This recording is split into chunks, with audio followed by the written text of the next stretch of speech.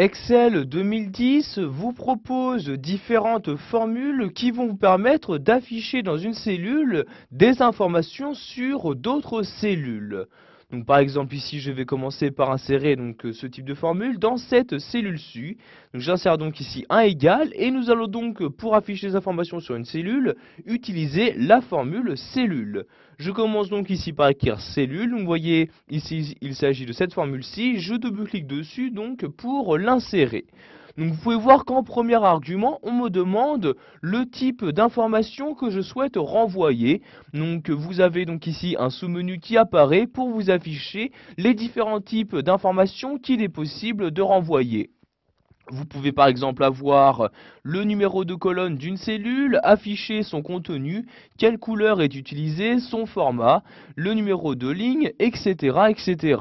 Donc par exemple ici, si je souhaite afficher son contenu, je double-clique ici sur contenu et voyez le mot contenu est maintenant inséré. Je vais maintenant insérer un point virgule et comme deuxième et dernier argument, je vais préciser à Excel sur quelle cellule je souhaite avoir cette information.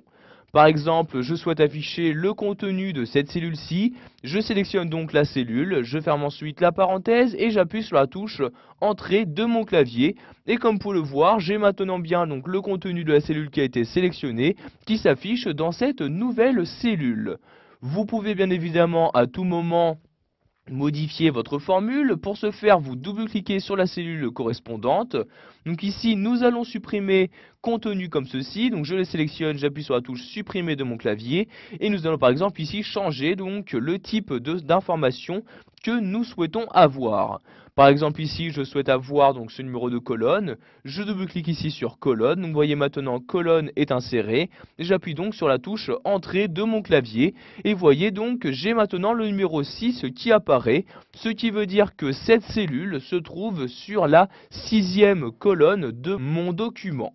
Donc vous pouvez de nouveau rééditer la formule, je double-clique dessus, je resélectionne ici colonne, je le supprime et par exemple ici je souhaite demander savoir si la cellule est protégée ou non, je double-clique sur protéger, j'appuie sur la touche entrée de mon clavier. Donc ici un 1 apparaît, le 1 correspondant au vrai, donc cela veut dire que ma cellule est protégée dans mon classeur. Voilà, vous avez maintenant la possibilité d'afficher des informations sur vos cellules à l'aide d'une formule proposée par le tableur Excel 2010.